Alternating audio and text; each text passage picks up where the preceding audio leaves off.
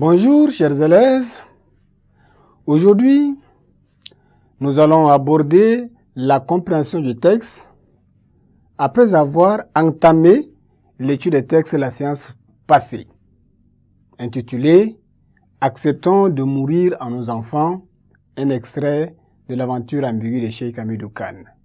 La fois passée, nous avions présenté le texte avec son auteur, nous avions expliqué certains mots et expressions difficiles du texte, vous permettant de saisir, n'est-ce pas, la portée du texte. Aujourd'hui, nous allons parler de la compréhension, poser quelques questions, apporter des réponses à ces questions pour vous permettre, avec aisance, de comprendre le texte. Acceptons de mourir en nos enfants, c'est ici un texte qu'on a tiré de l'aventure ambiguë. Quelques questions seront posées. La question 1, par exemple. Relevez les éléments qui situent la scène dans le cadre traditionnel. Vous avez parcouru le texte et vous vous rendez compte effectivement que la scène se déroule dans un cadre bien traditionnel. Et il y a des éléments qu'on trouve dans ce texte-là qui le prouvent. Nous avons des éléments comme terre battue. Terre battue.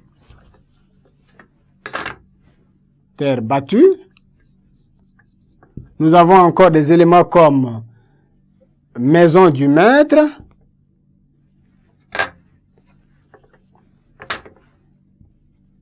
Maison du maître. Voilà. Ces éléments-là montrent que nous sommes bien dans un cadre traditionnel. Nous avons terre battue. On a aussi un mot comme tam-tam. Quand Samba Diallo dit que le tam-tam, les éléments de tam-tam appellent, n'est-ce pas, la population à se réunir.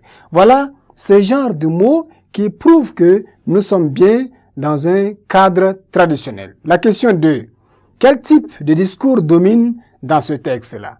Vous avez lu, vous savez quels sont, n'est-ce pas, ou bien quel est le discours, quel genre, ou bien quel type de discours domine dans ce texte-là. Dans ce texte-là, c'est le discours direct. Le discours direct, n'est-ce pas, de la Grande Royale, quand elle s'adresse à la population. Donc, on sent que c'est le discours direct qui domine le texte.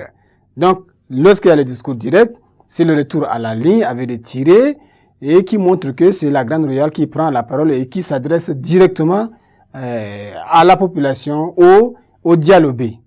La question numéro 3 dit combien de personnages prennent la parole dans ce texte-là. Donc, vous aurez compris sans doute que il s'agit d'une seule personne, d'un seul personnage qui est la Grande Royale. La Grande Royale, celle qui a convoqué la réunion, cette rencontre réunissant et les hommes et les femmes. C'est elle, n'est-ce pas, qui prend la parole seule. La question numéro 4 sera, n'est-ce pas, de savoir quelle est la thèse de la Grande Royale. Quel est l'objectif de la rencontre? Quel est son projet en fait?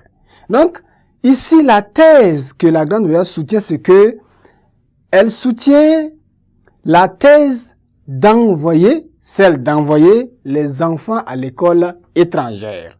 Donc, c'est une école que les gens n'aiment pas, les dialobés n'aiment pas, mais elle fait la sensibilisation en vue de convaincre son auditoire afin d'envoyer les enfants dialobés à l'école étrangère. La question numéro 5 est la dernière. Quel procédé utilise la Grande Royale pour susciter l'intérêt et l'adhésion de son auditoire?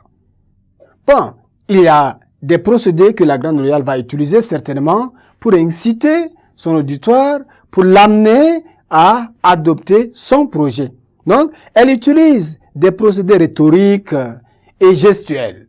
Quand elle désigne Kumba, une attention particulière à tout le monde, quand elle utilise les termes de comparaison, elle compare les graines aux enfants, les chants aux enfants, ainsi de suite. Ce sont là les gestes, elle fait des gestes aussi qui amènent les dialobés à adhérer son projet qui est celui d'envoyer les dialobés à l'école étrangère. Chers élèves, nous arrivons à la fin de la deuxième partie de notre étude de texte. Au revoir et à la séance prochaine.